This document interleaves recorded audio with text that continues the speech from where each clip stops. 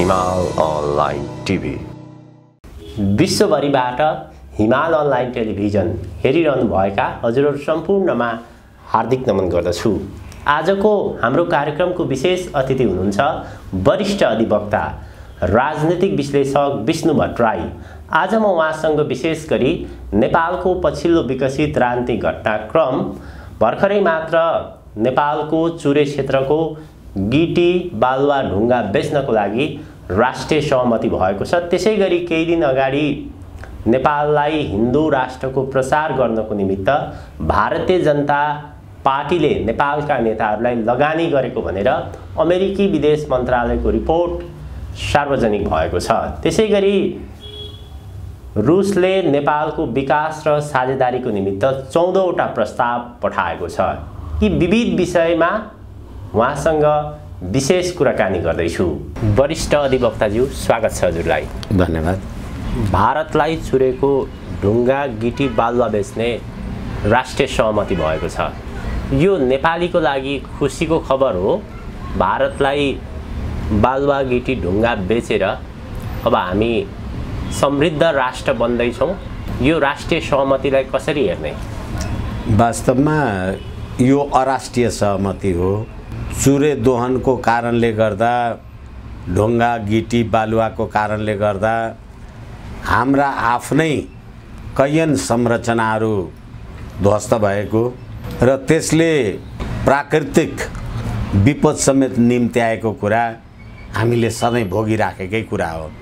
यस कारणले गर्दाखेरि हामीले आफ्नो प्राकृतिक विपद व्यवस्थापन गर्न नसक्ने अनि अनन्त रूपबाट भारतलाई ढुङ्गा गिटी बालुवा हाम्रो प्रकृतिको दोहन गरेर अर्कालाई यो सम्पदा, यो प्राकृतिक स्रोत सम्पदा सुम्पिने भनेको कुरा मेरो विचारमा यो अराष्ट्रिय सहमति हो। र फेरि सधैँ भन्ने गरेको छु मैले, यो राज्य प्रणाली नै नेपाली जनताको लागि अभिशाप सिद्ध भइराखेको अवस्थामा र फेरि अहिले अब हुन त जेठ 16 गते प्रधानमन्त्रीजीको भारत भ्रमणको कुरा उठिराखेको छ। अस्ति पनि वैशाख 15 गते भनेर फेरि यता सरेर गऱ्यो कोनी के भनिरहेछन्। त्यो सम्पूर्ण कुरा सुम्पुवा गर्ने कुरामा यहाँको राष्ट्रिय सहमति नभइकन अथवा उनीहरूको राष्ट्रिय सहमति नभइकन जुन यो 10 दलीय ठगबन्धन छ, त्यो प्रधानमन्त्री एक्लैले मात्रै गरेको कुरामा भारतको विश्वास हुँदैन। यसकारणले गर्दाखेरि सत्तामा सहभागी भएका सबै दलहरूको सहमतिमा यो काम कारबाही भएको कुराले गर्दा यो चाहे राष्ट्रिय सहमति भन्नुस्, जेसुकै भन्नुस्, यो राष्ट्रको हितमा छैन र यो सम्पूर्ण नेपाल र नेपाली जनताको लागि अराष्ट्रिय सहमति हो। प्रधानमन्त्रीको भारत भ्रमणको मुखैमा यो प्रकारको सहमति हुनु भनेको चाहिँ थोरै त यहाँले पनि अलिकति सङ्केत गर्नुभयो। सत्ता टिकाउनकै लागि भारतको इन्ट्रेस्ट अनुसार, रुचि अनुसार यो प्रकारको सहमति भएको हो अथवा के होइन? भारतको रुचि भन्दा बाहेक त तपाईँ 1 इन्च तलमाथि गर्नै नसक्ने हुनुभयो। यो राज्य व्यवस्था नै अब त्यो तिनै थोत्रा कुरा भन्छन् अथवा पुरानो कुरा भन्छन्, कतिचोटि दोहोऱ्याउने नदोहोऱ्याउने भन्दा त्यही प्रश्न उठि नै रहन्छ। यसै कारणले गर्दाखेरि तपाईँले अहिले इपिजी प्रतिवेदनको कुरा गर्नुस् न। इपिजी प्रतिवेदनको कुरामा भारतीय प्रधानमन्त्रीले म इपिजी प्रतिवेदन बुझ्छु त भन्नुभएको छैन। त इपिजी प्रतिवेदन बुझ्ने अथवा नेपाल भारतको सिमानालाई व्यवस्थित गर्ने कुराको बारेमा चाहिँ भारत र नेपाल दुईटै भएर बौद्धिक समूहले, विद्वत समूहले बनाएको प्रतिवेदनलाई चाहिँ तपाईँ ध्यान नदिने, तर हाम्रो प्राकृतिक स्रोत साधन र सम्पदा दोहन गर्ने सीमा मिचेको कुरामा हाम्रो विवाद छ, सधैँ विवाद छ। अब त्यो सीमा विवादको कुरालाई तपाईँ छोडेर अनि हाम्रो चाहिँ यो गिटी ढुङ्गा बालुवा दोहन गर्नका लागि भने त बागमतीको सिरानसम्म दिए पनि भयो, अनि त्यहाँबाट कोशीको सिरानसम्म आएर नदी बालुवा दोहन गरे पनि भयो। यसकारणले गर्दाखेरि मैले भनेको जे हाम्रो प्राथमिकता छ त्यो हाम्रो प्राथमिकतालाई यो सरकार, यो राज्य व्यवस्थाले ध्यान दिएको मैले चाहिँ देख्दिनँ। खालि उनीहरूको भारतीयहरूको इच्छा बमोजिम धारणा बमोजिम उनीहरूको इच्छा बमोजिमको काम कारबाही गर्ने जे भएको छ मलाई लाग्छ यो फेरि पनि भारत गएर होइन भारतले त ठुलो नेपालको सरकारलाई ध्यान दियो आदि इत्यादि सम्मान दियो भन्ने एउटा बहाना बनाउनका लागि तपाईले जुन हाम्रो प्राकृतिक स्रोत साधन र सम्पदाको दोहन गर्ने काम गर्नुभएको छ मेरो विचारमा यो राष्ट्रिय सहमति होइन यो अराष्ट्रिय सहमति हो यसले राष्ट्रिय हित गर्दैन। नेपालको सन्दर्भमा भारतको पहिलादेखिको चासो भने चाहिँ प्राकृतिक स्रोत साधनहरू परराष्ट्र सुरक्षाको विषय हो। भारतले आफ्नो नियन्त्रणमा लिन चाहन्छ। पूर्व राजा ज्ञानेन्द्र शाहले त्यो सहमति नमान्दा नै राज संस्थाको गद्दी गुम्यो भन्ने प्रसङ्गहरू पनि सञ्चार माध्यममा आउँछन्। भारतको एकातिर यो प्रकारको चासो, फेरि अर्कोतिर चाहिँ केही दिन अगाडि मात्र अमेरिकी विदेश मन्त्रालयको एउटा प्रतिवेदन सार्वजनिक भएको छ। उक्त प्रतिवेदनमा भारतीय जनता पार्टी भाजपाका तर्फबाट नेपालका नेताहरूलाई हिन्दू राष्ट्र प्रचारको लागि पैसा बाँडिएको छ, लगानी गरिरहेको छ भन्ने उसको प्रतिवेदनले सार्वजनिक गरेका छ। अमेरिकाले भन्न खोजेको चाहिँ के हो फेरि? अब अमेरिकाले यो कुन समयमा आएर भन्यो? हिजो नेपालमा एमसीसी पास गर्ने कि नगर्ने भन्ने कुरामा तत्कालीन अमेरिकाका विदेश सहायक मन्त्री डोनाल्ड लूले एमसीसीमा अवधि पनि थपिँदैन, संशोधन पनि हुँदैन, यो तपाईहरुले जस्ताको तस्तै पास गर्नुपर्छ, तपाईहरुले पास गर्नु भएन भने हामी अमेरिकाको नेपाल नीति परिवर्तन गर्छौं र त्यति गर्दा पनि भएन भने तपाईं नेपाल चाहिँ चीनतिर ढल्केको छ भन्ने कुरा हामी बुझ्छौं भनेर भनिसकेपछि 79 फागुन 15 गते मलाई जहाँसम्म लाग्छ एमसीसी जे पास गर्ने कुरा भयो। त्यो एमसीसी पास गर्दाखेरि पास गर्नुभन्दा अगाडि सडकमा जिन्दाबाद र मुर्दाबादका नारा लगाउने नेकपा माओवादी लगायतका राजनीतिक दलहरू कहाँ थिए?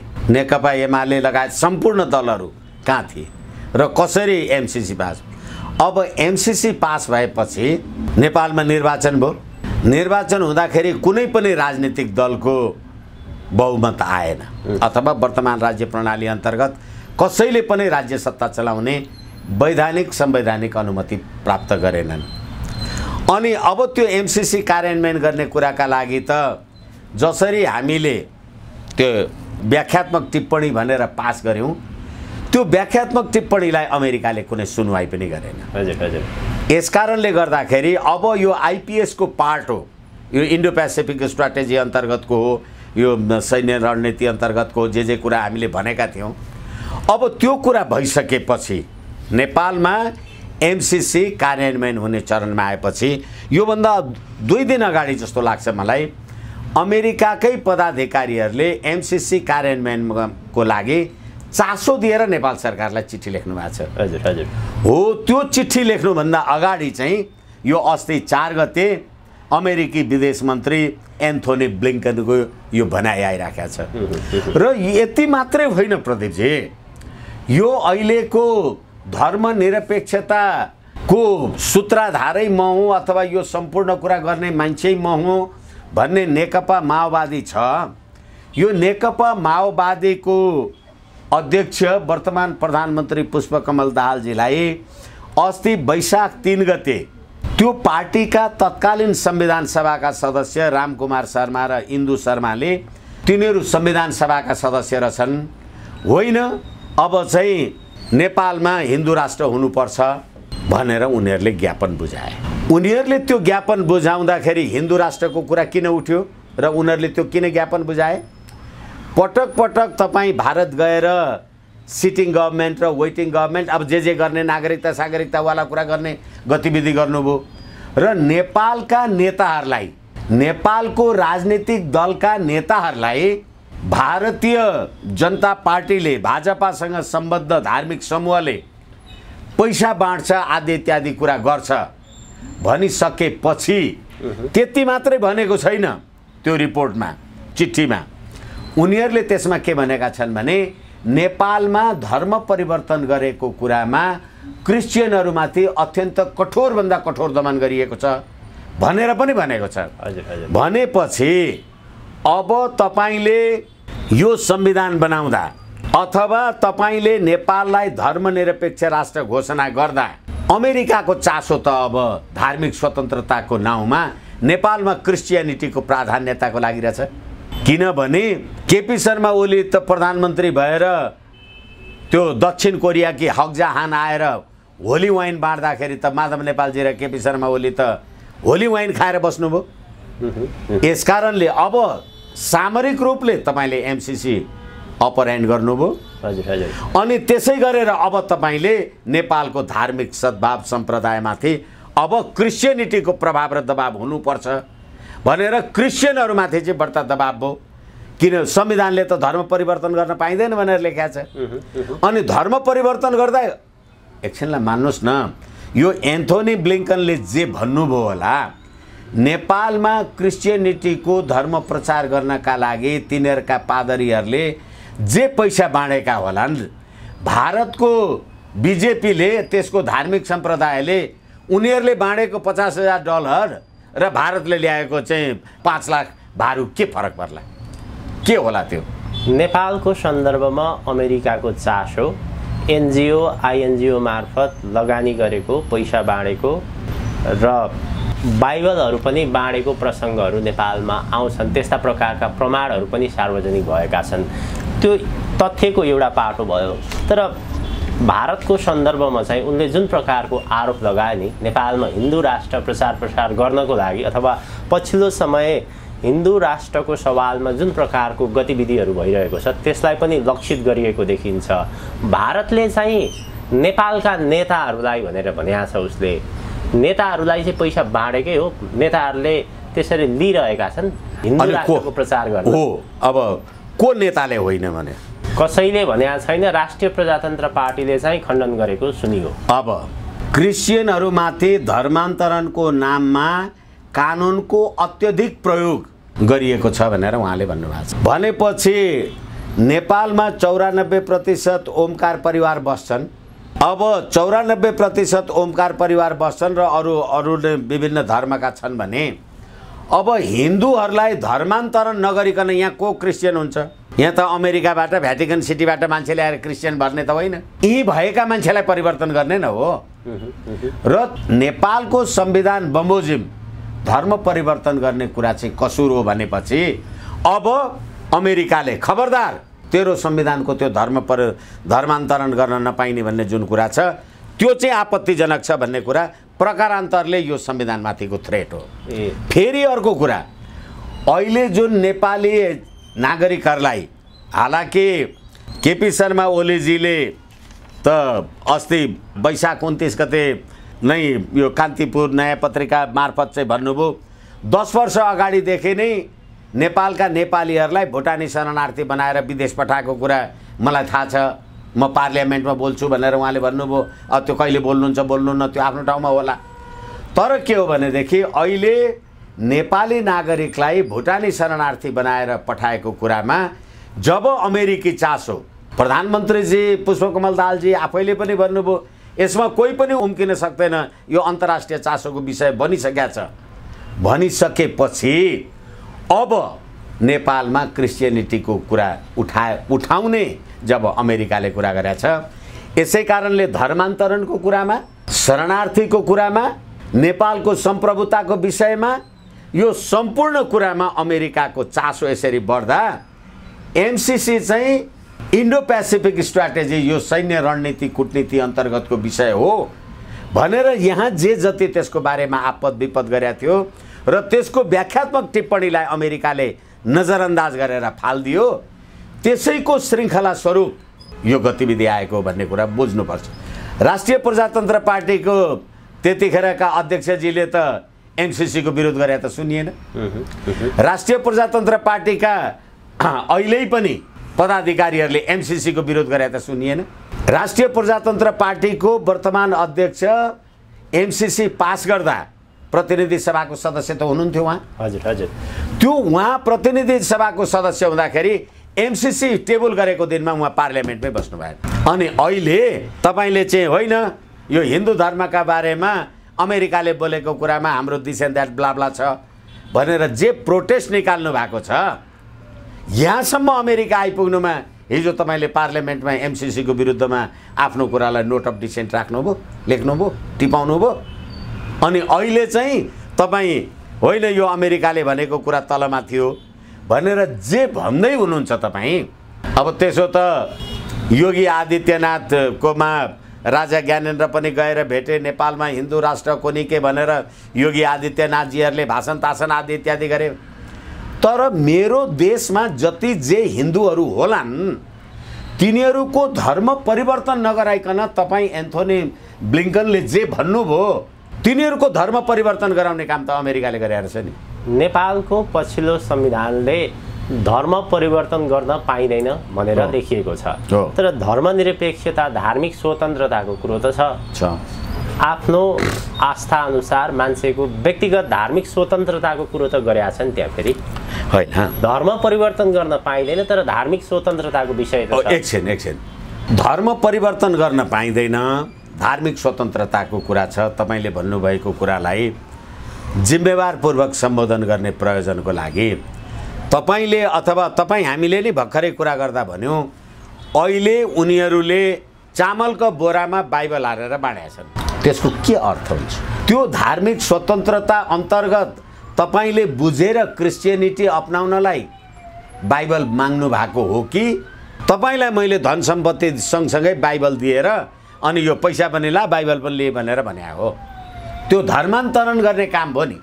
एकछिनलाई मान्नुहोस्, मैले धर्म परिवर्तन गर्नु पर्यो भने म हिन्दू छु भने यति कारणले गर्दाखेरि मैले मानेको यो सम्प्रदाय ठिक रहेन रहेछ, यति कारणले बाइबलले अथवा कुरानले यिनीहरूले भनेको यति कुराले चाहिँ यो राम्रो रहेछ, होइन अब म यो हिन्दू हुँदिनँ अब म क्रिस्चियन हुन्छु भने मैले जान्नु पर्यो नि।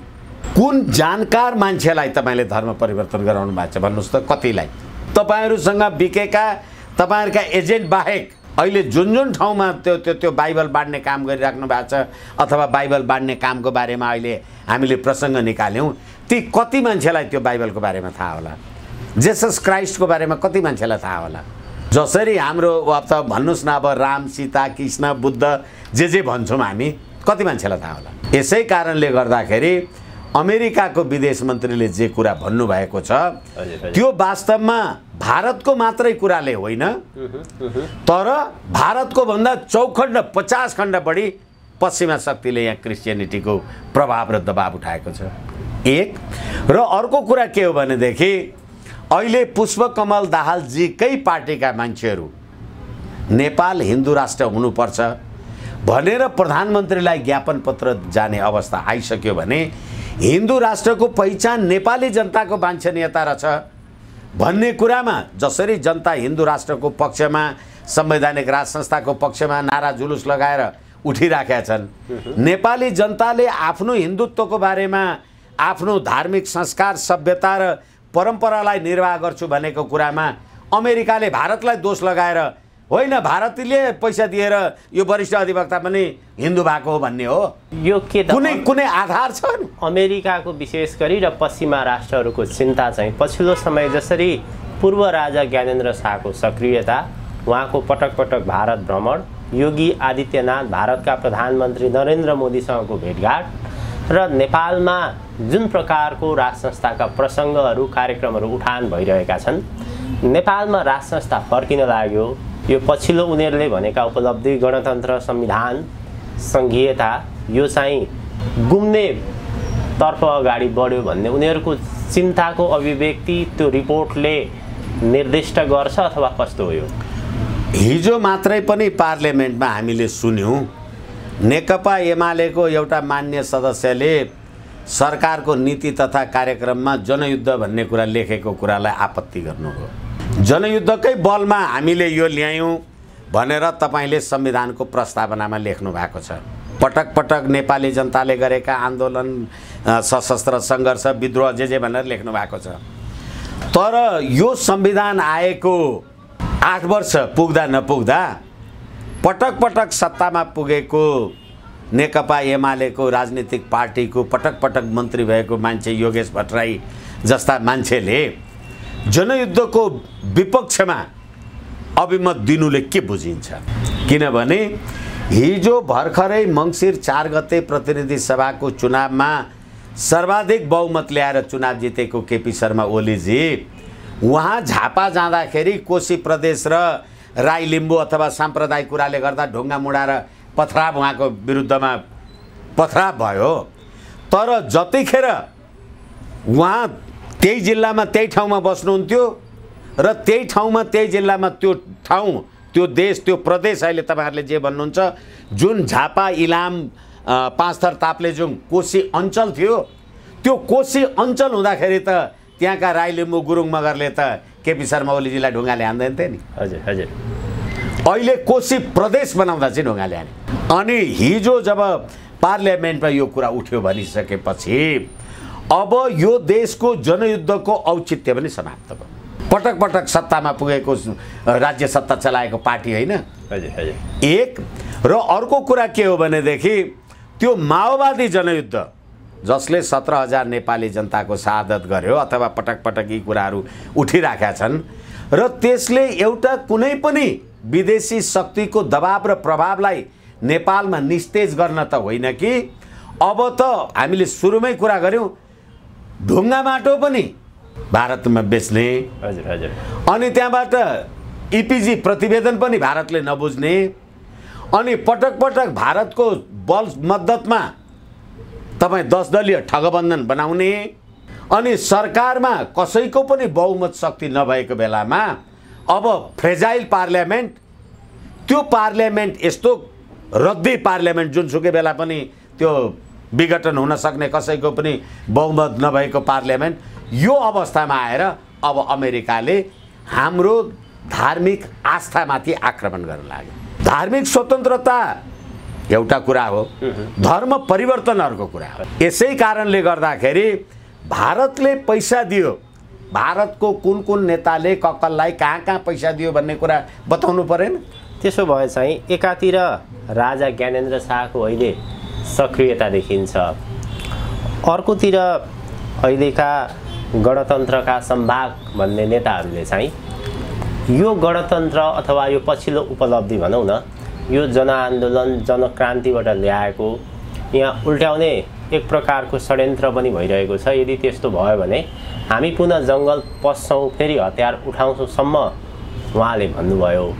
नेपालमा सत्ता परिवर्तन अथवा राज संस्था पुनर्स्थापित हुने सङ्केतले नै उहाँले त्यसो भन्नुभएको एउटा त्यो प्रश्न आउँदा अहिले पछिल्लो समय राजा ज्ञानेन्द्र शाहको जुन प्रकारको सक्रियता पटक पटक भारत भ्रमण उहाँले गर्नुभयो यो फर्किने सङ्केत हो अथवा राज संस्था फर्किने सवालमा चाहिँ उहाँलाई भारतले फर्काइदिन्छ, आफै फर्किनुपर्छ अथवा के हो यो अहिलेको यो गतिविधि अहिलेको कार्यक्रम के हो? अझ म चाहिँ तपाईँले निवेदन गरे भन्दा अलि फरक ढङ्गले मैले हेरेको छु। यो राजा ज्ञानेन्द्रले चाहेर उनको इच्छाले मात्रै हुने हो भने यो कुरा 5 वर्ष अघि किन भएन, 4 वर्ष अघि किन भएन? उहाँले आफ्नो इच्छाले फर्किन चाहनुभयो भने उहाँको ताकतले हुन्थ्यो भने मैले फेरि उहाँको ताकत भनेर हालाकि एउटा सम्प्रभु सत्ता सम्पन्न देश नेपाल हाम्रो राज्य व्यवस्था हाम्रो प्रणाली चलाउँदा संसारका मुलुकहरूसँगको शान्ति सद्भाव कूटनीतिक मर्यादा ती सम्पूर्ण कुरा चाहिन्छ, त्यो आफ्नो ठाउँमा छ। मैले तपाईँलाई यो कुरा किन भनिराखेको छु भने अहिले यो राजा ज्ञानेन्द्रको सक्रियता होइन। राजा ज्ञानेन्द्रको सक्रियता होइन, यो राजा ज्ञानेन्द्रको सक्रियता होइन। किन मैले भनिराखेको छु भने नेपाली जनताले 17 वर्ष गणतन्त्र हेरे। राजा ज्ञानेन्द्रले के भनेका थिए, नेपाली जनताको नासो नेपाली जनतालाई सुम्पिए भनेर 2065 जेठ 29 गते उनी नारायणहिटी छोडेर गएका हुन् र यो 16-17 वर्षको अवधिमा नेपाली जनताका लागि जे नासो आदि इत्यादि भनेका थिए होइन राजा, अब नेपाली जनताको नासो, तिमी राजा पनि नेपाली हौ, त्यसकारण राजाले नेपाली जनताको नासोको जिम्मेवारी लिनुपर्छ भनेर जनता सडकमा आए। होइन जनताले नबोलाएको भए ज्ञानेन्द्र गएर धनगढीमा हिजो भाषण गर्थे र भने, अस्ति इनरुवामा गर्थे र भने, र श्री 5 ज्ञानेन्द्र जिन्दाबाद भनेपछि अब राजा नआएर के गर्ने त भने राजा उसले चाहेर आउने भएको त 5 वर्ष अगाडि आउँथ्यो नि त। तर जनताले पार्लियामेन्टलाई पनि बहुमत दिएनन्। हेर्नुहोस् है। अनि त्यहाँबाट एमसिसी जस्ता घातक सन्धि सम्झौताहरू भयो, लिपुलेक लिम्पियाधुरा कालापानी जस्ता प्रश्नहरू उठे। अनि यस कारणले गर्दाखेरि नेपालको सार्वभौमिकता स्वाधीनता साँच्ची भन्ने हो भने नेपालीको राष्ट्रिय पोसाकसम्म डढ्यो। यसैले अब मेची महाकाली नेपाली जनताले के भने होइन, राष्ट्रिय एकता अखण्डता स्वाधीनताको लागि नेपाली जनताको राष्ट्रिय एकताको प्रतीकको रूपमा राज संस्था चाहिन्छ भन्ने कुरा नेपाली जनताले भने, जसलाई भारतले पनि सम्बोधन गरे आउँछ। र संसारका सबैभन्दा बढी मलाई लाग्छ 7.5 खर्ब अर्ब विश्व मानवमा 1 अर्बभन्दा बढी हिन्दू त भारतमा बस्छन्। त्यसकारणले गर्दाखेरि अब संसारको एकमात्र हिन्दू राष्ट्र नेपाल, जतिखेर यो तपाईँले धर्मनिरपेक्षको संविधान ल्याउनु भयो त्यतिखेर त भारतको सहमति थिएन नि। तपाईँले फास्ट ट्र्याकबाट पास गरेको संविधान होइन यो। नेपाली जनताका प्रतिनिधिले यो संविधानको धारा धारामा छलफल गरे प्रदीप धामीजी। त्यसकारणले गर्दाखेरि अब नेपाली जनताका प्रत्येक नेपाली जनताले हिन्दू राष्ट्र, संसारको एकमात्र राज संस्था सहितको हिन्दू राष्ट्रको रूपमा, मैले पटक पटक आम सञ्चारसँग कुरा गर्दा भनेको छु, अस्ति भारतका प्रधानमन्त्री हिन्दूवादी ऋषि सुनकले बेलायतका राजा चार्ल्स तृतीयको कार्यक्रममा गीता वाचन गरे नि। हिन्दूवादी हुन् र ऋषि सुनक? यस। बेलायतका प्रधानमन्त्री, क्रिस्चियनका प्रधानमन्त्री कसरी हिन्दूवादी हो? बेलायतका प्रधानमन्त्री ऋषि सुनक हिन्दूवादी हुन् नि। कसरी हिन्दूवादी? किन? उनको आफ्नो बेलायत क्रिस्चियन राष्ट्र हो, त्यहाँ पनि धार्मिक स्वतन्त्रता छ।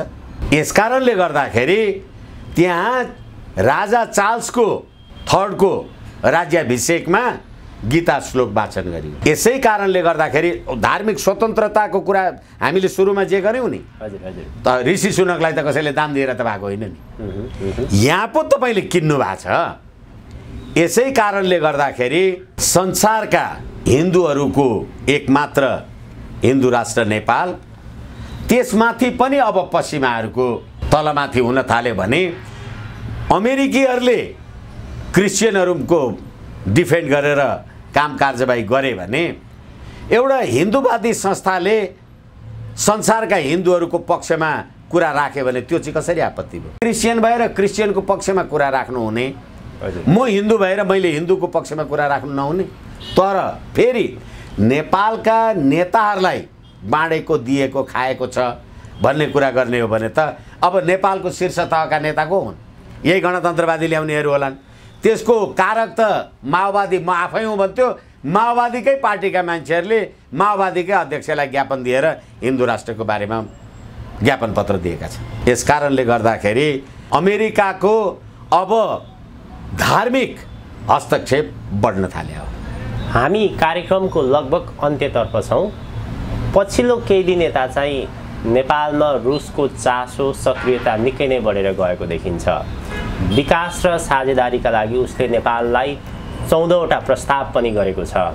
अब रुसको सन्दर्भमा हामीले कुराकानी गर्दाखेरि रुस नेपालको एउटा असल मित्र, अभिन्न अङ्ग पनि हो। नेपालको विकास निर्माणमा, उद्योग धन्दा, कल कारखानामा उसको अत्यन्त महत्त्वपूर्ण योगदान पनि रहेको छ। उसको यो पछिल्लो चासो सम्बोधन प्रस्तावलाई कसरी हेर्न सकिन्छ?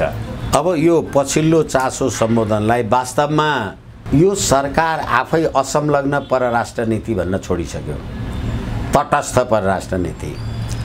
हिजो हामी असंलग्न परराष्ट्र नीति भन्थ्यौँ र रुस र युक्रेनको बारेमा, रुस र युक्रेनको बीचमा युद्ध हुँदाखेरि नेपालले युक्रेनको पक्षमा आफ्नो अभिव्यक्ति संयुक्त राष्ट्रसङ्घमा राखेकै हो।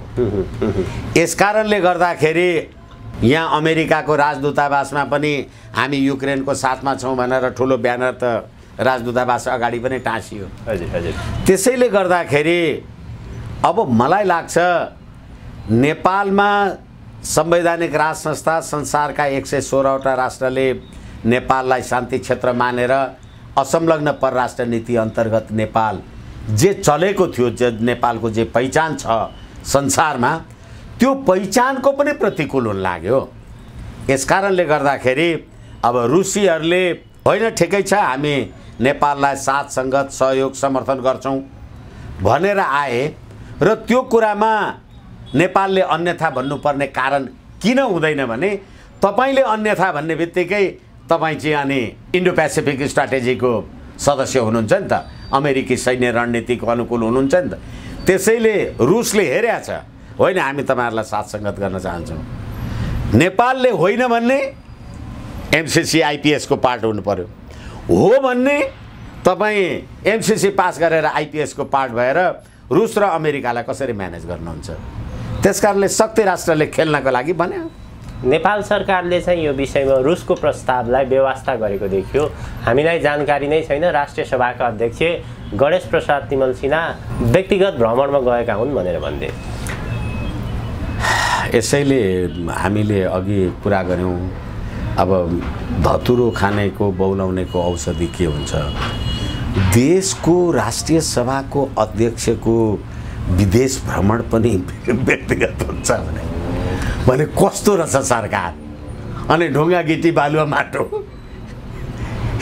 यसैले सरकारको हैसियत अहिले यो तपाईले राख्नुभएको कुराले पनि अझ नेपाली जनतालाई के चाहिँ थाहा जानकारी भयो भनेदेखि वास्तवमा यो राज्य प्रणाली, यो सरकार यिनीहरूले त चलाएको हुन्, यो त यसको सञ्चालक चालक त अर्कै पो छ कि भन्ने कुरालाई फेरि पनि एउटा सचेतना र राजाको यो जुन नागरिक अभिनन्दन समारोह जे भइराखेको छ, होइन नेपाली जनता जो मान्छेहरू यो अहिले नागरिक अभिनन्दन समारोहमा संलग्न छन्, नेपाली जनताले राजा सहितको राज संस्था र नेपालमा राजनीतिक परिवर्तन, राष्ट्रिय एकता, अखण्डता, स्वाधीनता र सम्प्रभुताका लागि खोजेकै रहेछन् भन्ने कुरा चाहिँ यसले पनि फेरि प्रमाणित गर्छ। हस्, आजको हजुरको अत्यन्त महत्त्वपूर्ण समय र विचारप्रति म हृदयबाट नै फेरि पनि आभार प्रकट गर्न चाहन्छु।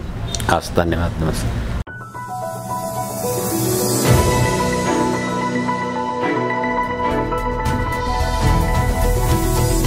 हिमाल अनलाइन टिभी।